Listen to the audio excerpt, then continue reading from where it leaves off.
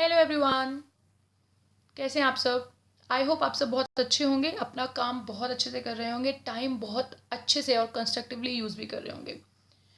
तो फ्रेंड्स, आज का जो टॉपिक हम आपके लिए लेके आए हैं वो है प्ले थ्योरीज़। और जैसा कि आप सभी जानते हैं, प्ले थ्योरीज़ सोशियोलॉजी और साइकोलॉजी से रिलेटेड टॉपिक है और ये इजीली अवेलेबल नहीं है नेट पे भी, अनटिल एंड अनलेस आपके पास कमलेश सर की या फिर कोई अच्छी सी साइकोलॉजी की बुक ना हो या फिर आपको डीप साइकोलॉजी में इंटरेस्ट ना हो तो। और वैसे भी आप कितना भी डिस्क्रिप्टिव उठा लें, स्पोर्ट्स से रिलेटेड साइकोलॉजी या सोशियोलॉजी के टॉपिक्स थोड़े आसानी से नहीं मिल पाते हैं। और काफ़ी डिमांड भी थी, क्योंकि जब हम भी काफ़ी अपने लिए स्टडी कर रहे थे और रिसर्च कर रहे थे तो हमें भी इजीली अवेलेबल नहीं था।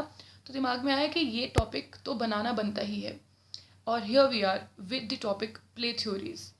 सो फ्रेंड्स, बढ़ते हैं अपने टॉपिक की तरफ, लेकिन उससे पहले मैं आपको याद दिला दूँ, if you have not subscribed our channel, please do subscribe it as soon as possible. And if you find our content helpful and creative, then do like the video and press the bell icon also. So moving further with our topic, let's start with what play is. तो friends, अगर हम आसान भाषा में बोले play actually है क्या, play को अगर मैं बोलूँ तो प्ले का मतलब है खेल, या ये कोई भी वो तरीका हो सकता है जिससे कोई भी बच्चा या कोई भी चाइल्ड या कोई भी इंडिविजुअल अपने अंदर के इमोशंस को व्यक्त करता है, और वो व्यक्त करता है खेल के माध्यम से। जब बच्चे छोटे होते हैं तो उनके पास अपनी अंदर की जो भी उनकी भावनाएं होती हैं उनको व्यक्त करने का एक ज़रिया खेल होता है, और वही खेल उनकी लर्निंग में सबसे बड़ा हेल्पफुल हेल्पफुल साबित होता है। अगर मैं बात करूं तो जब बच्चा छोटा से होता है, छोटे से बड़ा होता है, तो पहले वो अपनी सेंसरी इन्फॉर्मेशन सीखता है, सेंसरी मोटर्स को सीखता है, वो अपनी मोटर डेवलपमेंट करता है। धीरे धीरे धीरे उसकी कॉग्निटिव एबिलिटी बढ़ती है, धीरे धीरे उसकी सोशलाइजेशन बढ़ती है, धीरे धीरे उसके अंदर एम्पैथी एंड फीलिंग्स आती हैं। This is how a child grows. And इस ये सब के सब ग्रोइंग और लर्निंग में प्ले का बहुत बड़ा हाथ रहता है। अगर मैं बात करूं ऑल ओवर अर्थ पे जितने भी बच्चे हों, चाहे वो किसी इंसान के हों या जानवर के हों, या वो किसी भी कास्ट के हों या क्रीड के हों या कलर या नेशनैलिटी के हों, हर एक बच्चा प्ले के थ्रू ही लर्निंग सीखता है। और वो जैसे जैसे अपने स्टेजेस ऑफ ग्रोथ की तरफ बढ़ता है, उसके ये प्ले के तरीके, खेल के तरीके भी बदलते हैं, और उन तरीकों से होने वाली लर्निंग भी बदलती है। जैसे कि शुरुआत में बच्चा बहुत ही ज़्यादा ईगो सेंट्रिक होता है, वो हर चीज़ उसकी अपनी परसेप्शन चलती है। पर जैसे जैसे वो बड़ा होता है उसकी परसेप्शन बदलती है, उसकी परसेप्शन, चीज़ों को ग्रहण करने का तरीका दूसरों के अनुसार भी बदलता है, उसके अंदर भावनाएं आती हैं।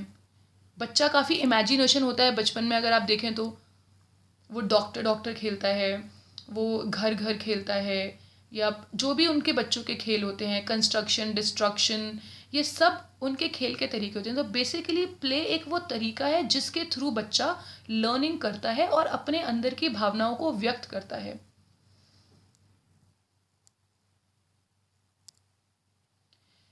बहुत सारे साइकोलॉजिस्ट, सोशियोलॉजिस्ट एंड बायोलॉजिस्ट ने मिलकर प्ले से रिलेटेड बहुत सारी डेफिनेशंस दी हैं।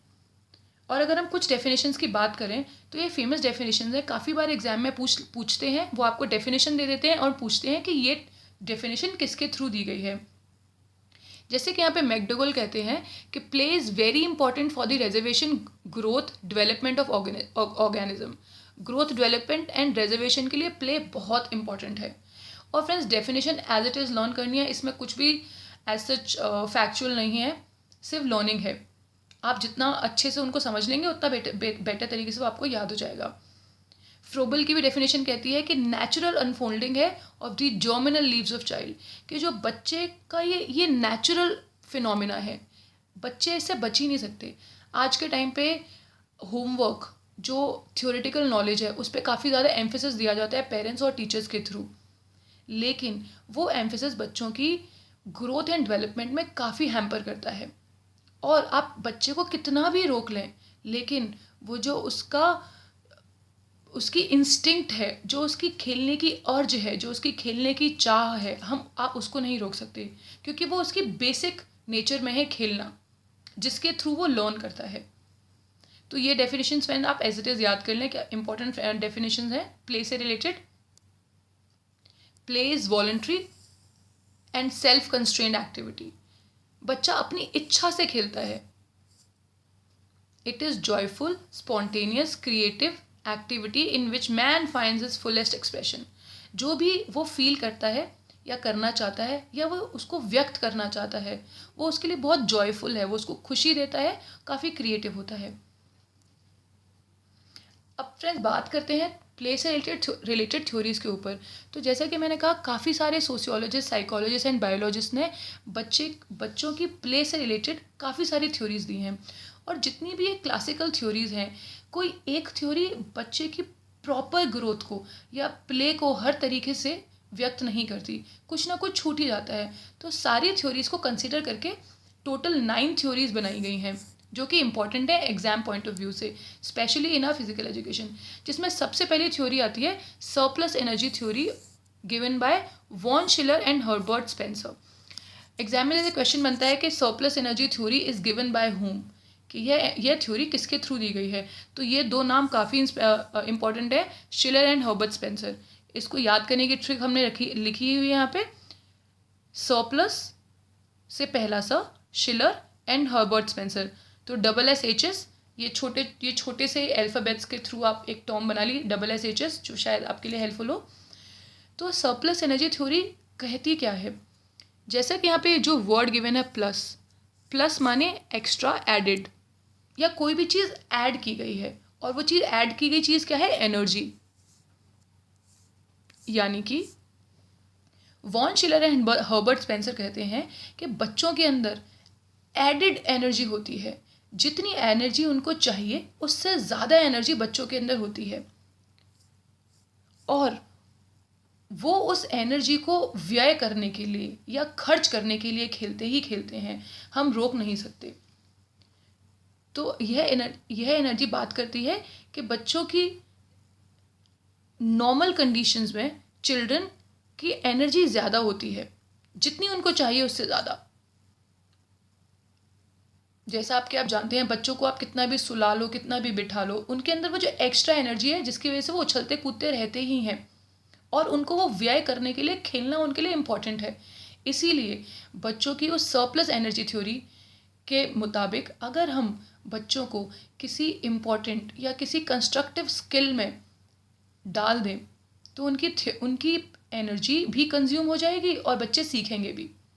जैसे उनको बचपन से ही किसी खेल में लगा देना या किसी डांस क्लास में लगा देना, पेरेंट्स आजकल डालने भी लग गए हैं, और 3 साल के बच्चे को ही वो स्पोर्टिंग एक्टिविटीज़ में डाल देते हैं या डांसिंग एक्टिविटीज़ में डाल देते हैं। तो ये थ्योरी बात करती है बच्चों के अंदर पाई जाने वाली एक्स्ट्रा एनर्जी, प्लस एनर्जी। तो जहाँ पर भी एडेड एनर्जी की बात आएगी, वहाँ पे है सरप्लस एनर्जी। प्लस माने एडेड एनर्जी है, जितनी उनको एनर्जी चाहिए उससे ज़्यादा एनर्जी बच्चों में होती है, और उसको व्यय करने के लिए, उसका खर्च करने के लिए बच्चे खेलते ही खेलते हैं। इसीलिए बच्चे थकते नहीं हैं। बात करते हैं अपनी अगली theory, which is anticipation theory. Anticipation theory friends Karl Groos के द्वारा दी गई है, और इस थ्योरी को हम प्री एक्सरसाइज भी कहते हैं in the preparation for serious business in life. अगर हम एंटिसिपेशन की बात करें, तो बच्चा बचपन में ही अपनी ज़िंदगी में आगे चलकर क्या करेगा उसको वो एंटिसिपेट कर लेता है। मतलब बच्चा अपना फ्यूचर को एंटिसिपेट करता है और उससे रिलेटेड खेल वो खेलता है। तो जैसे कि बचपन में बच्चे teacher, doctor, engineer, husband wife, police officer, यह सब खेलते हैं। एक्चुअली में ये वो तरीका है जिसके थ्रू वो व्यक्त करते हैं कि वो बड़े होकर क्या बनेंगे या क्या बनना चाहेंगे। Children anticipate their future. Anticipate का मतलब होता है अनुमान। बच्चे अनुमान लगाते हैं कि वो फ्यूचर में क्या बनेंगे। और इससे रिलेटेड जो बहुत इंपॉर्टेंट क्वेश्चन आता है वो ये है कि ये थ्योरी किसके द्वारा गिवन है। तो अगर यहाँ पे एक ट्रिक है, एंटी सीजी, मतलब अगर और इसको एक्सप्लेन करें तो आंटी की सेंटर ऑफ ग्रेविटी।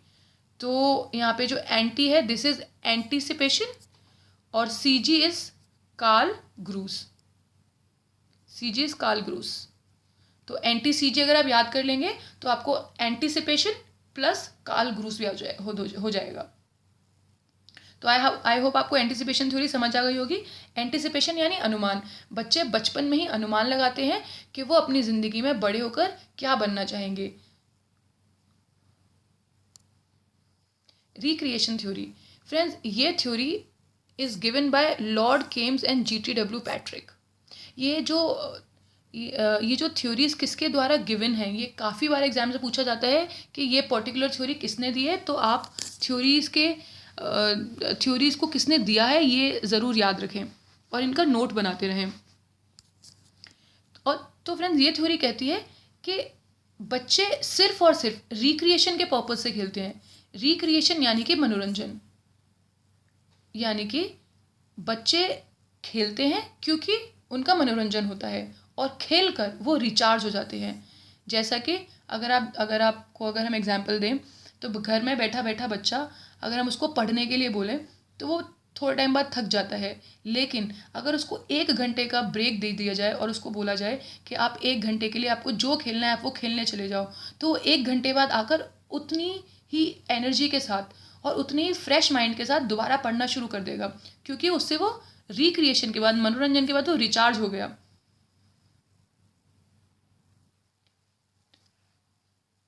यह थ्योरी कहती है play has special importance in removing boredom and monotony resulting from work.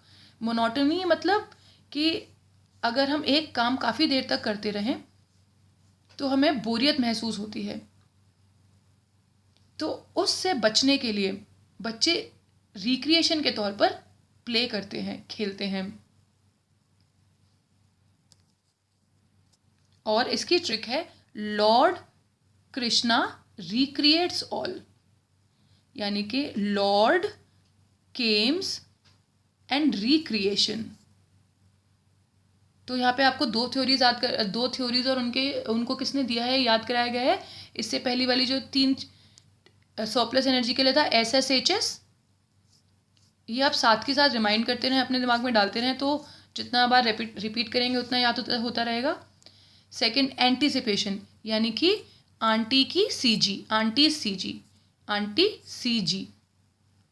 Third is recreation और इसकी ट्रिक है लॉर्ड कृष्णा रिक्रिएट्स ऑल।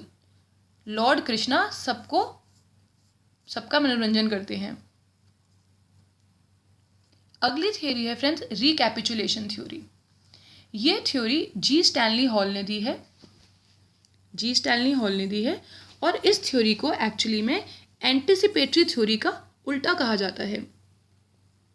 जैसे कि अभी बताया था, एंटिसिपेटरी थ्योरी के अंतर्गत बच्चे अपने फ्यूचर को एंटिसिपेट करते हैं, अनुमान लगाते हैं कि वो बड़े होकर क्या बनेंगे। वहीं पर जी स्टैनली हॉल ने कहा कि ऐसा नहीं है, बच्चे वो करते हैं जो उनके पूर्वज करते आए हों या उन्होंने जो सोशल पास्ट में किया हो। इसको उन्होंने रिपीटेशन ऑफ द पास्ट भी कहा।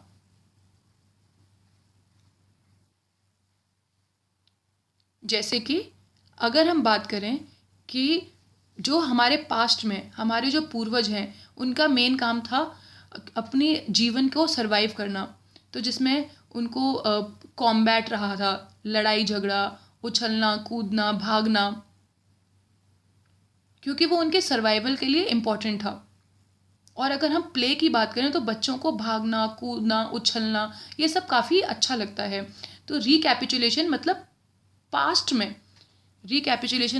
पास्ट में या हिस्ट्री में जो भी होता आया हो उसको मतलब दोबारा करना, दैट्स रिकैपिचुलेशन। जो भी पास्ट में होता आया हो उसको दोबारा करना।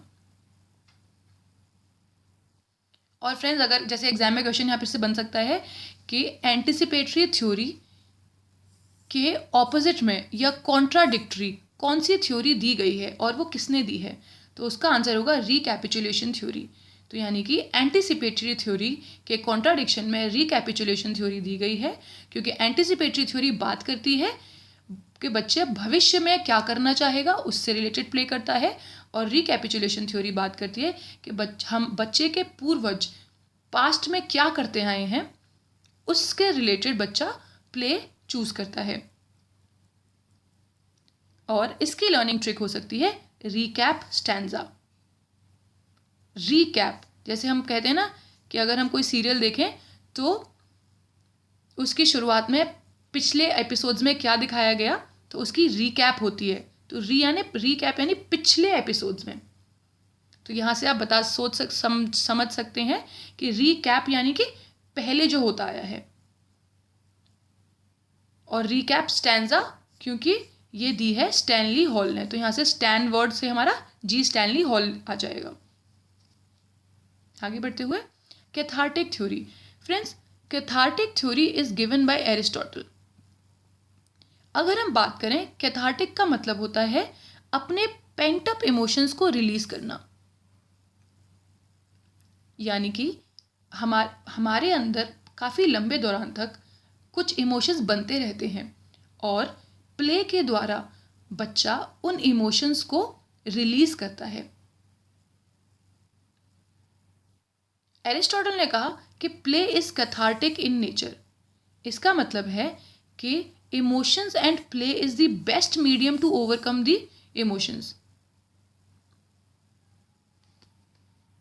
कि प्ले के थ्रू या प्ले एक ऐसा तरीका है जिससे बच्चा अपने इमोशंस को व्यक्त करेगा। अगर कोई बच्चा अपने मन में काफ़ी बोर महसूस करता है या काफ़ी एग्रेसिव या काफ़ी डरा हुआ महसूस करता है और ये काफ़ी लंबे समय तक होता है, तो उसके प्ले जो होंगे वो रिलेटेड होंगे उसके इन इमोशंस से उभरने के लिए। और इसका ट्रिक उन्होंने दी है चार्टेड अकाउंटेंट। तो सी से बना कैथार्टिक और ए से बना Aristotle. C is for cathartic and A is for accountant और एरिस्टोटल। जहां पर सरप्लस एनर्जी थ्योरी बात करती है कि बच्चों के अंदर एक्स्ट्रा एनर्जी होती है, वहीं पर कैथार्टिक थ्योरी बात करती है कि बच्चों के अंदर एक्स्ट्रा इमोशंस होते हैं और अपने इन इमोशंस को रिलीज करने के लिए बच्चे प्ले का सहारा लेते हैं, जिससे वो बेहतर फील करते हैं। जैसे कि अगर हम बात करें, रोना एक कैथार्टिक एक्सप्रेशन का एग्जाम्पल है, क्योंकि वो रोने के बाद बच्चों के अंदर के जो इमोशंस हैं वो बाहर व्यक्त होकर आते हैं। वैसे ही बच्चे खेल के माध्यम से अपने अंदर के इमोशंस को व्यक्त करते हैं और बेहतर फील करते हैं। फ्रेंड्स, इंस्टिंक्ट थ्योरी दी गई थी प्रोफेसर मैकडॉगल के थ्रू, और इसकी लर्निंग ट्रिक है ID। I से इंस्टिंक्ट एंड D से डगल, या फिर हम कह सकते हैं इंस्टेंट डाउट या ID। इंस्टिंक्ट थ्योरी कहती है कि prime movers of behaviour of both man and animals, कि जो इंसान के इंस्टिंक्ट्स होते हैं वो उसके बिहेवियर के प्राइम मूवर्स होते हैं। और play is due to the premature developing of instincts. अगर हम बात करें तो इंसान का जो बेसिक इंस्टिंक्ट है वो है कॉम्बैट या फिर सर्वाइवल, कि ज़िंदगी में अपना सर्वाइवल कैसे करना है। जब हमारे एंसेस्टर्स थे तो वह अपने सर्वाइवल के लिए शिकार करते थे और लड़ाई करते थे, दौड़ते थे, झगड़ते थे, तो वो इम्पॉर्टेंट था उनके सर्वाइवल के लिए। और इंस्टिंक्ट थ्योरी भी उसी से रिलेटेड है। वो कहती है are basic instinct like combat, construction and destruction. अगर हम बच्चों को देखें तो वो अपने खेल के वक्त वो सर्वाइवल, कॉम्बैट यानी कि फाइट करना, कंस्ट्रक्शन यानी कि बनाना एंड डिस्ट्रक्शन यानी कि तोड़ना, कि ये तीनों चीज़ें जो हमारी लाइफ के मेन बेसिस हैं, ये तीनों चीज़ें बच्चों के खेलों में इन्वॉल्व होती हैं। वो कंस्ट्रक्ट भी करते हैं और चीज़ों को डिस्ट्रक्ट भी करते हैं, साथ ही साथ वो कॉम्बैट भी करते हैं अपनी लाइफ के लिए। तो इंस्टिंक्ट थ्योरी को हम रिलेट कर सकते हैं नेचुरल एक्ट से, कि हम बच्चों की नेचुरल एक्ट है खेलना, और वो खेल सारे के सारे उनके इंस्टिंक्ट से रिलेटेड होंगे।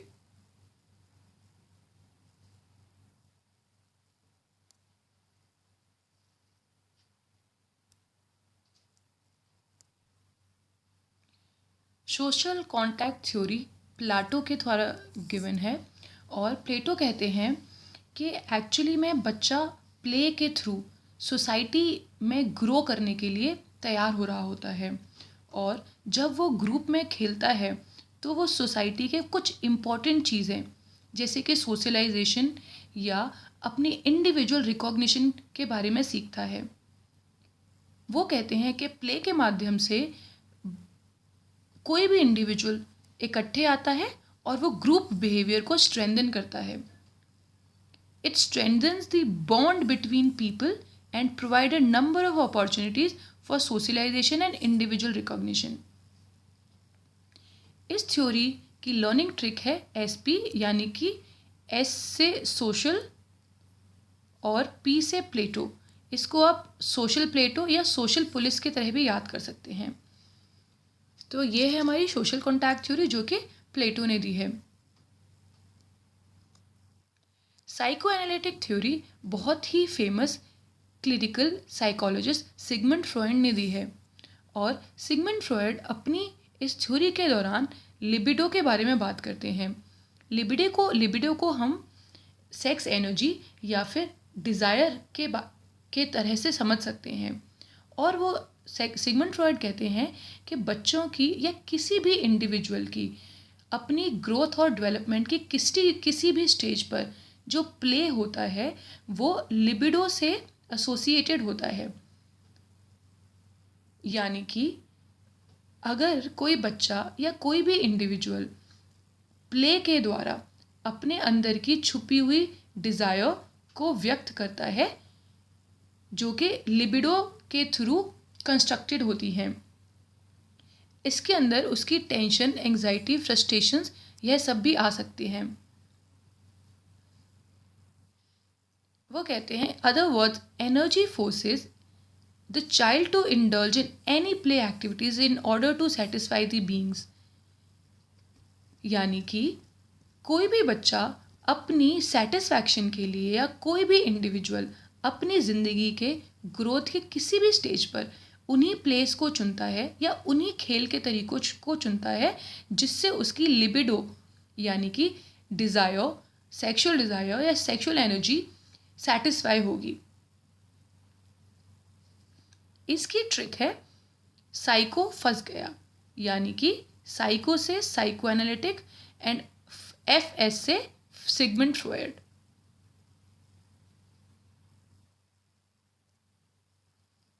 लाइफ प्रोसेस थ्योरी का दूसरा नाम प्ले इज लाइफ भी है, और ये जॉन डिवे ने दी है। यह थ्योरी कहती है कि बच्चा या कोई भी इंडिविजुअल प्ले के दौरान ज़िंदगी में बढ़ता है और यही लाइफ का प्रोसेस है। हर एक स्टेज पर वो अपने प्ले का तरीका बदलता है जिससे उसकी लर्निंग डिफरेंट होती है।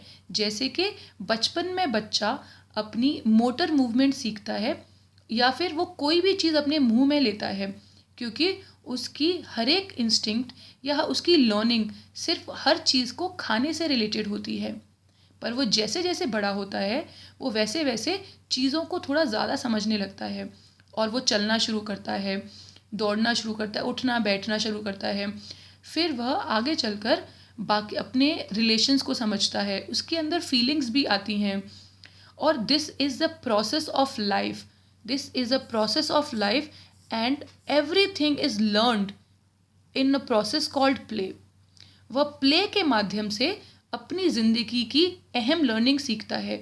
फ्रेंड्स, इस थ्योरी के दौरान एक और फेमस साइकोलॉजिस्ट जॉन पियाजे का नाम आता है।